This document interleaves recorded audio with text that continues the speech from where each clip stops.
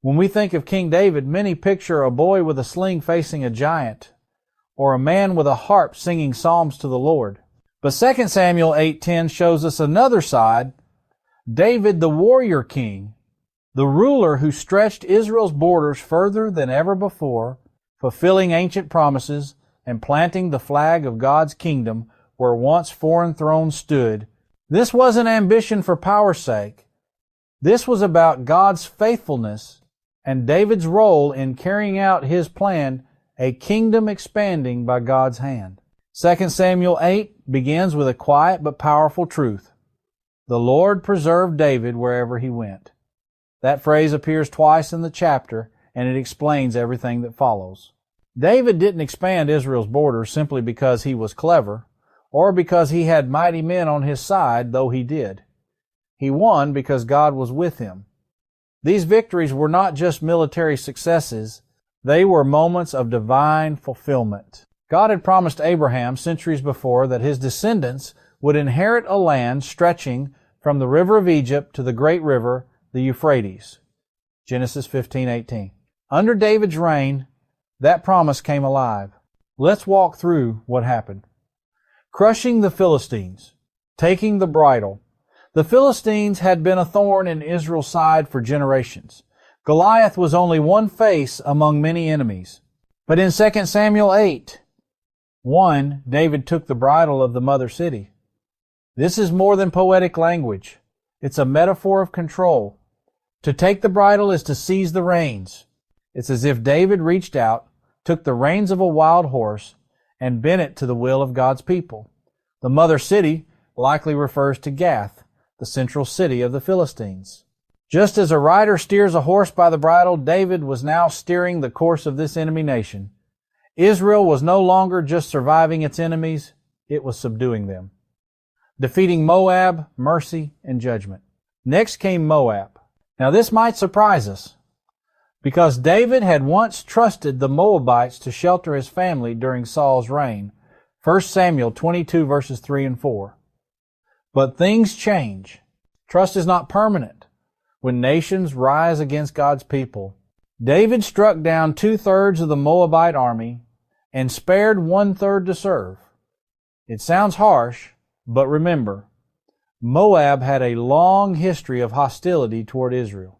They had refused passage during the Exodus, Judges 11:17, and their king once hired Balaam to curse God's people, Numbers 22. David's action was judgment and strategy severe, but just. Psalm 60:8 says, Moab is my wash basin. In other words, the once proud nation became something humble and useful in God's house. Confronting Hadadezer and the Syrians, breaking a giant's grip. In verses 3-6, David battled Hadadezer, king of Zobah, a Syrian territory northeast of Israel. Hadadezer was trying to restore his control at the river, a reference to the Euphrates. But the land he sought belonged, by divine decree, to Israel. David didn't just win, he broke a regional power. He took thousands of foot soldiers and horsemen, disabled their chariots, and put garrisons in Damascus. Even when Syrian reinforcements arrived, David crushed them too. It was no fluke. The text repeats the reason. The Lord gave David victory wherever he went. The lesson is timeless. When we walk with God, the giants that stand in our way, whether fear, sin, or spiritual opposition, are already losing ground. The spoils of war, honoring God with gain. David didn't hoard the gold and silver he captured. He dedicated it to the Lord. 2 Samuel 8:11. He didn't see victory as a chance to build personal wealth. He saw it as an opportunity to glorify God. How rare is that today? Many rise to power and then forget who lifted them. But David poured his success into God's house. The riches he collected would later help Solomon build the temple in Jerusalem. What we do with victory says everything about our hearts. And notice, even rival kings, like Toi of Hamath, recognized God's hand in David's victories. Toi sent his son with gifts, honoring David and making peace. It's like Proverbs 16:7 come to life. When a man's ways please the Lord, He makes even his enemies to be at peace with him. David's government, righteousness, and order. Verses 15-18 give us a glimpse into David's administration. We often skip these kinds of lists, but they matter. They show that David ruled with justice and structure. He surrounded himself with capable leaders, Joab the commander, Jehoshaphat the recorder, Zadok and Ahimelech as priests, and Benaiah over the royal guard. David's rule was no chaotic warlordship. It was ordered, righteous, and loyal. He was a shepherd at heart, even while wearing the crown, a promise remembered, Mephibosheth and covenant kindness. Chapter 9 is a beautiful change of pace. It's not about war or conquest, but mercy. David remembers Jonathan years earlier. He and Jonathan made a covenant of love and loyalty. Now that David is secure on the throne, he asks, "Is there anyone left of the house of Saul to whom I may show kindness for Jonathan's sake?" That's rare.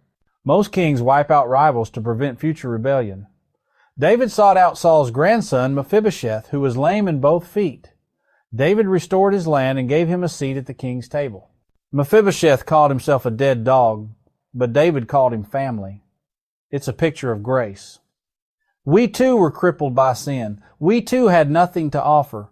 But Christ the King brought us in, gave us a seat at his table, and calls us sons and daughters. Who are we to receive such mercy? And yet here we are, Ammon's insult and the rising storm. Chapter 10 begins with a tragedy of misunderstanding. David sends servants to comfort Hanun, the new king of Ammon, after his father dies. But Hanun's advisors suspect a trick. They humiliate David's men, shaving off half their beards and cutting off their garments. That was no small insult. In their culture, it was a public disgrace.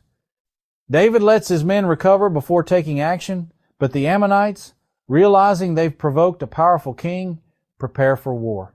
War again. Victory through courage and trust. The Ammonites hire Syrian mercenaries. Israel faces a two-front battle. Joab, David's commander, wisely divides the army he'll take on the Syrians, and Abishai will confront the Ammonites. If either group struggles, the other will help. Then Joab says something every believer should remember. Be strong, and let us fight bravely for our people and the cities of our God. The Lord will do what is good in His sight. 2 Samuel 10:12. That's faith. Do your part. Stand strong. Trust God with the result. The Syrians flee and the Ammonites retreat. Later, the Syrians regroup, but David leads the charge himself and the enemy crumbles. Their commander dies. The once proud kings under Hadadezer now bow to Israel. The message is clear: when God is with His people, no enemy can stand. Conclusion: from promises to power. By the end of these chapters, David's kingdom stretches from the Euphrates to the edge of Egypt. Enemies are subdued. Cities are safe. God's promises to Abraham, Moses, and Joshua are now reality. But none of this is about David alone. It's about the God who was with him. The Lord preserved David wherever he went. And this points us forward. God promised that David's throne would one day belong to another, a greater king whose rule would never end. Luke 1:31-33. That king is Jesus. Like David, he fought and won. But his victory wasn't over Philistines or Syrians. It was over sin and death. So as we read these ancient stories, let's not just marvel at David's strength. Let's remember the source of that strength. Let's be like David, trusting, courageous, honoring God with our victories, and showing kindness where the world expects cruelty. Because in every battle, every decision, every victory, and every act of mercy, we're pointing toward a greater kingdom and a greater king.